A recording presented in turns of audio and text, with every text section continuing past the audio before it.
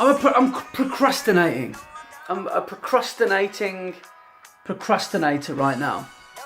I need to pack because I'm heading south. I've got a job, I'm working, I've got a photo job. In fact, I've got quite a lot of work on in the next few days, so I really should have done this by now.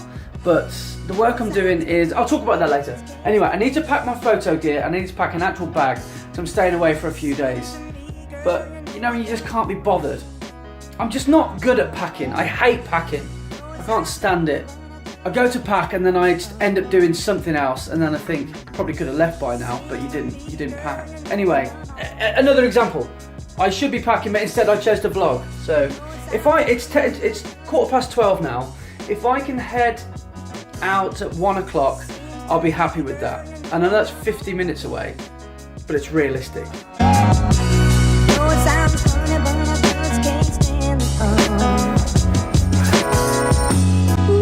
Done.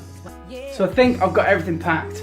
I am on schedule. It's 1:45, so I'm nearly done. So I'm going to show you really quickly what I'm going to take. So, suitcase, Laura's, borrowing it. Tripod, gooseneck. Bit of a waste of money, the gooseneck, but anyway, I don't really use it that much. FoPro, laptop, case and charger. Spare bag for if I do any hikes or seascapes or anything like that. I'm going to quickly show you what's in my bag. So we've got my external stuff, my sound recording stuff if I vlog. I've got my 24-105 lens. I've got an emergency flash if the light is terrible. We've got a wide lens for when I do seascapes again. I've got my 85 1.4 for my headshots, which is the whole reason I'm going down there. Canon 6D, loads of spare memory cards, spare batteries. Look at the gleam, God, I'm sweating. And also I've got my nifty 50 battery charger and external flash trigger thing. And I've just remembered one really key piece that I was about to forget, but I've just remembered my reflector, which lives down here. Now we have everything, now we can go. Right, so it's 1 o'clock and I've managed to be on time. So now I've got to go and, well, I don't have to go and get a coffee, but I want one. So I'm gonna get a coffee for the drive, maybe a little bit of food as well. And it's gonna take me about 3 hours to get down there. So we're a nice chill drive, and I'm just really hoping that I can beat the rush hour, which is why I wanna set off now. So M3 and M27, be nice to me, please.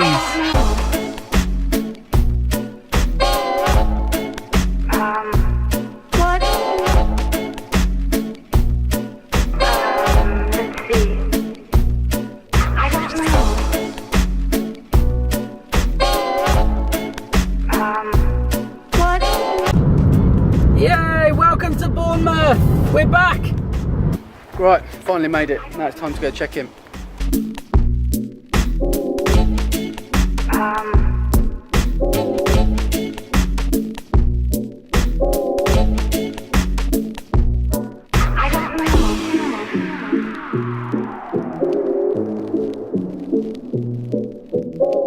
This is what we call a fun hotel. Right, I'm in. First impressions of the hotel room. It's gonna be my home for the next 3 days. Let's see how the view is. If the view is good, I'll be happy. If the view is not good, that doesn't matter. That doesn't matter.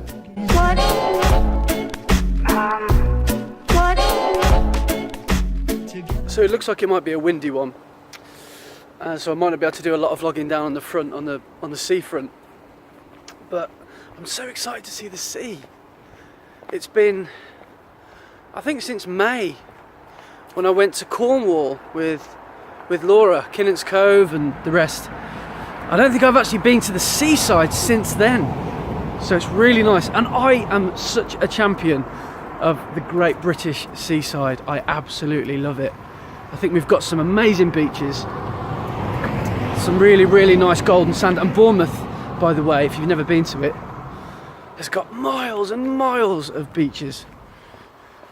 And arguably, one of the best beaches in the UK is Sandbanks, which is just not far away. So I might even get a chance to go up there in a little bit.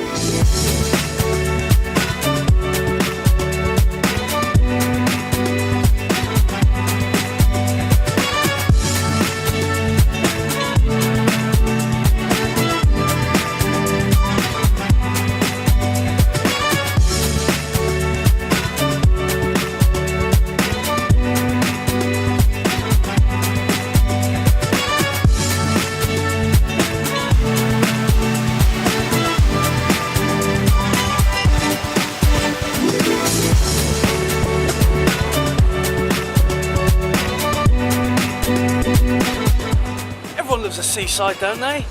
I mean, look at that.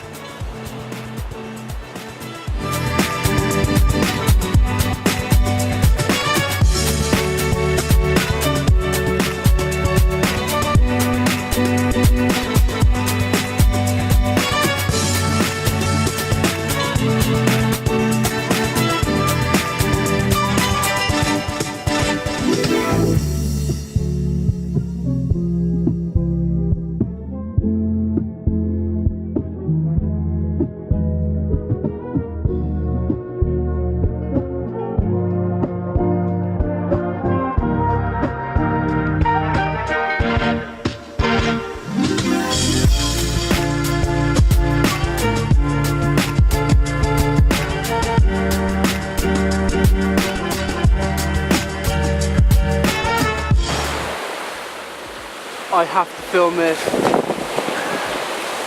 Just as your perfect shot is in sight, a dog starts kicking up the sand. I feel so sorry for that photographer. Oh no. That you've got to laugh though.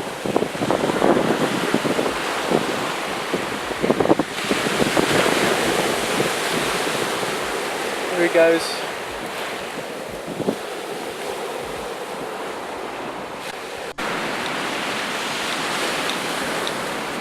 Right, now that's the light over, light's finished, so now I'm going to head away and get some food. But I'm quite happy with some of those pictures that I've just taken. There was a lot of sea spray, as you can imagine, so you're constantly cleaning the lens. A lot of that can be fixed in post. But what a beautiful evening, and the light kicked off. Happy. Well, I'm feeling really satisfied actually after that little mini shoot down by the beach. One thing that I wanted to say about photography, and it's not necessarily landscape photography, every medium of photography requires you as a photographer a good composition. Part of getting a good composition is to fill the frame. Make every single pixel count. If you've got some dead space, change your composition. If you have dead space and like you're in an environment like I was just then, try and wait for a wave just to try and fill that bit of dead space, because I promise you, the best photos that you'll ever have seen in your life, those frames will have been filled. There's interest in every single part of the frame. So now anyway, I feel really satisfied. I'm going to go and I'm walking into Boscombe. I always say it in a New York accent, Boscombe, to get some food from my favourite chicken restaurant. So I used to live here, but more about that later. Now it's chicken time. And no, it's not Nando's.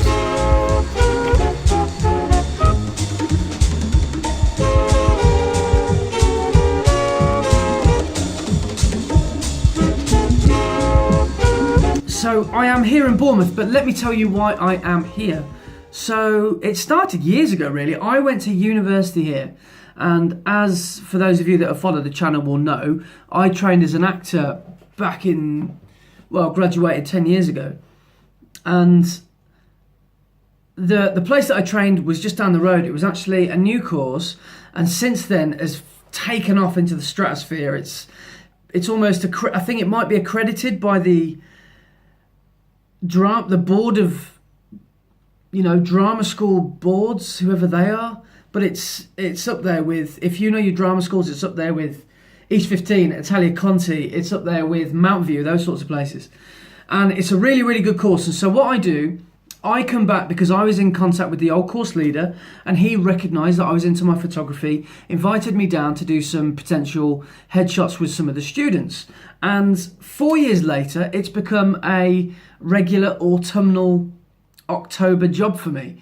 And I love doing it. I absolutely love doing it. I get back-to-back sessions with students. I only get half an hour with each one, but that's enough time to really get at least one good portrait. I normally give the students around about 50 photos to look through, and then they choose 3 from that. And it's crazy. Don't get me wrong. It's as hard as working a wedding. It's maybe more intense because I don't get a break. I could put a break in there, but I choose not to. I just go at 9:30 and I work right through till 4 o'clock. And it's like bang, bang, bang, bang, bang, bang, bang, bang, bang, bang, bang, bang. And I do hundreds and thousands of photographs. And then I normally get home and send them back to the students and then edit them afterwards. But what I'm going to do, because I've got the laptop here, this time tomorrow, I'm also going to try and file away all the photographs and send them back. So I might not be able to do much photography, much exciting photography tomorrow, nor will I probably be able to do much vlogging. However, that being said, I will take you along with me, and if I can steal 5 minutes, then I'll check in and say, this is what I'm up to, this is what's going on. But yeah, so see you tomorrow, folks. Thanks for watching as always. Like, comment, subscribe, and tell your friends. See you, folks.